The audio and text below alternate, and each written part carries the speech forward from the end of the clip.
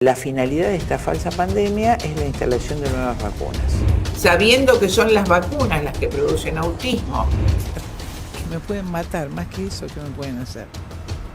En la primera parte de nuestro informe para Investigación Salud, presentamos a la doctora Chinda Brandolino, la médica responsable de la desinformación que circula sobre el coronavirus en Argentina y sus vínculos con los nazis y la extrema derecha. Tal como mencionamos en nuestro primer informe, en 2019 la doctora Brandolino junto a Adrián Salvucci se postularon por el Proyecto Segunda República, un partido político ultranacionalista, católico y de extrema derecha que promovía, entre otras cosas, la ya desacreditada y falsa teoría antivacunas.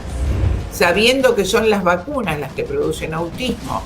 El segundo capítulo de esta investigación muestra los vínculos de Salvucci con Rusia, Irán y la financiación de la desinformación de extrema derecha en Argentina. Preguntándonos, ¿para los intereses de quiénes trabajan estos personajes?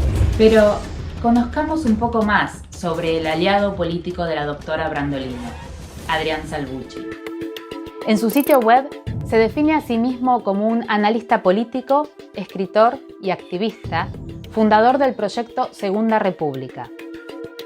Sus continuas declaraciones antisemitas y su defensa de la teoría conspirativa que asegura que los atentados de la Embajada de Israel en 1992 y de la AMIA en 1994 en Argentina fueron autoatentados provocados por los propios judíos, le valieron una denuncia penal por parte de la DAIA y la declaración de persona non grata. Capriles Radonsky es un representante, es la cara visible de Washington. Es asiduo columnista en los principales medios con cuestionables vínculos extranjeros y que realizan un periodismo aún más cuestionable. Russia Today, más conocido como RT, Press TV e Hispan TV, ambas de origen iraní, y Telesur, manejada por el gobierno de Nicolás Maduro. También es columnista de sitios web que forman parte del estratégico sistema de desinformación rusa en América. Global Research, del cual Salvucci es uno de los principales columnistas, fue definido por el Departamento de Estado de los Estados Unidos como el mayor sitio de desinformación que actúa como una voz en Occidente para los intereses de Rusia y China. A lo largo de todo 2020, Global Research sugirió que la pandemia del coronavirus era parte de un plan conspirativo de los Estados Unidos bajo las órdenes de alguna élite mundial con el objetivo de despoblar el planeta. ¿Pero qué se lograría con esto?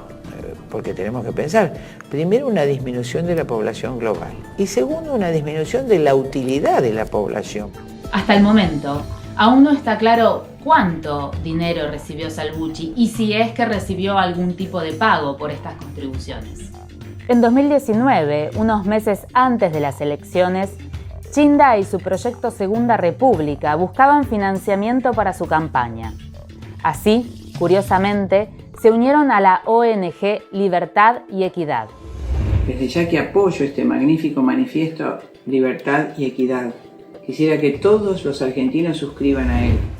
Su líder es un joven llamado Nicolás Moras, quien curiosamente se desempeña como periodista de la cadena iraní Hispan TV. Lo acompaña en la ONG Leandro Hassan Bracamonte, un defensor inquebrantable del régimen iraní. Pero en esta historia oscura de aliados e influencias extranjeras, aún falta un personaje. Es muy claro, ¿no? Porque todo este tema de pandemias y todo son guerras modernas.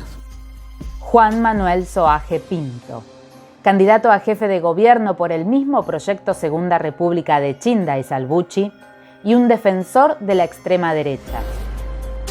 Su hermano, José María, fue el abogado defensor del criminal de guerra nazi Walter Kuschmann, quien huyó de Alemania acusado de asesinar a 20.000 personas y fue capturado en Argentina en 1985. Quizás Adrián Salvucci se alió a medios extranjeros para expandir su alcance, o quizás para obtener algún tipo de beneficio. Lo que sí es cierto en este proceso es que se replicaron los intereses estratégicos de estas potencias extranjeras, que buscan diseminar desinformación para culpar a Occidente. inclusive afirmando que el coronavirus es un invento de Estados Unidos para dañar a Rusia e Irán.